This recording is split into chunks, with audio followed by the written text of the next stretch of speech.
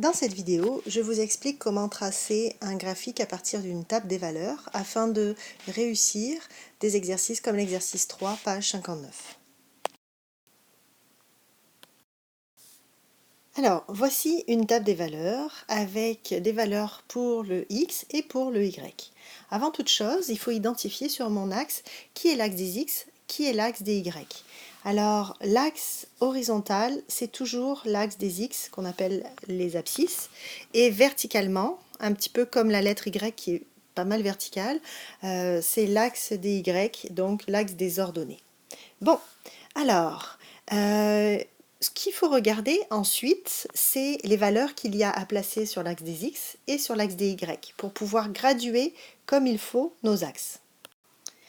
Il y a beaucoup d'élèves qui font comme j'ai fait ici sur l'axe des x, qui mettent première graduation 1, la deuxième 4 et la troisième 6, puisque c'est ce qui est écrit dans la table des valeurs. Ceci est une erreur, parce qu'elle ne respecte pas les bons, la régularité des bons. Regardez ici, un carreau, j'ai plus 1, puis là j'ai un seul carreau, puis là d'un coup ça devient plus 3, puis ici c'est plus 2.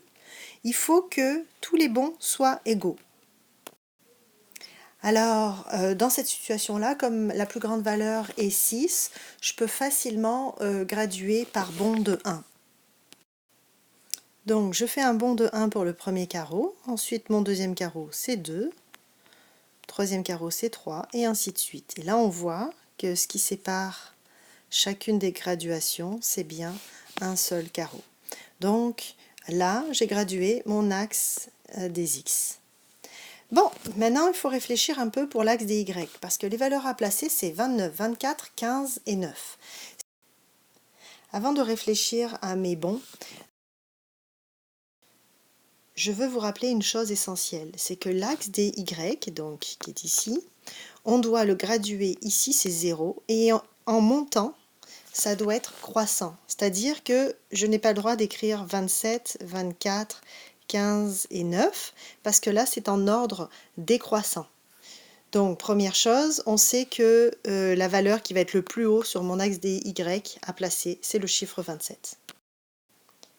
Mais il reste à définir quels vont être les bons.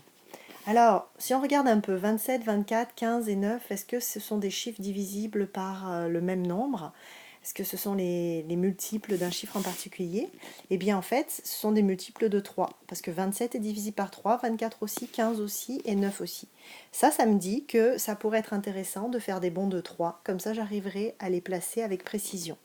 Alors j'y vais, je vais me faire des bonds de 3 sur mon axe des y. Je commence par 3, donc forcément le carreau d'après ça va être 6, ensuite ça va être 9, et ainsi de suite jusqu'à 27.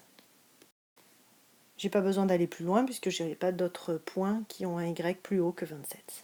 Bon, mes pas de graduation sont faits, c'est une bonne chose de faite. Maintenant, il faut savoir, ok, ça veut dire quoi? Alors, ce point-là, il n'a pas de nom. On sait qu'il y a un point dont le x est 0 et le y est 27. On va lui donner un nom, on va l'appeler A, on va être super original. Puis, son x, c'est 0, puis son y, c'est 27. Alors, je pars sur l'axe des x, je me mets à 0, donc je suis ici, là, d'accord?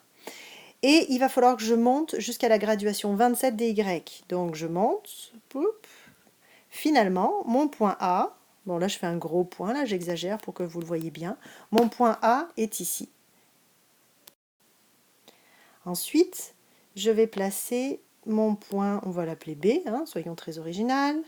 Son x c'est 1 et son y c'est 24. Donc je me place sur l'axe de mes x ici. Je cherche x égale à 1. Ah, il est ici. Et ensuite je monte jusqu'à la graduation 24. Puis je fais mon point ici.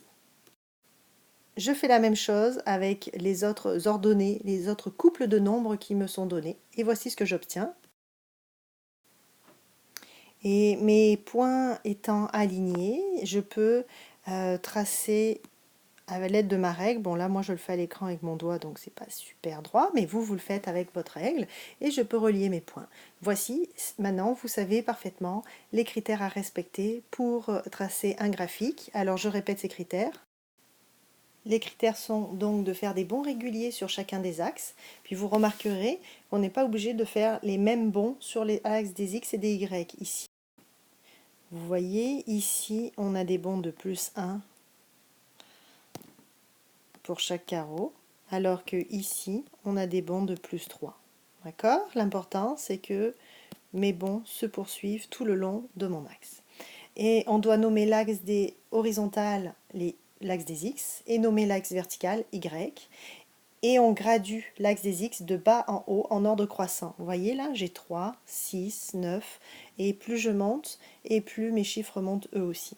C'est terminé pour cette vidéo. Bon travail! Maintenant, vous êtes passé maître en l'art de tracer des graphiques d'après une table des valeurs.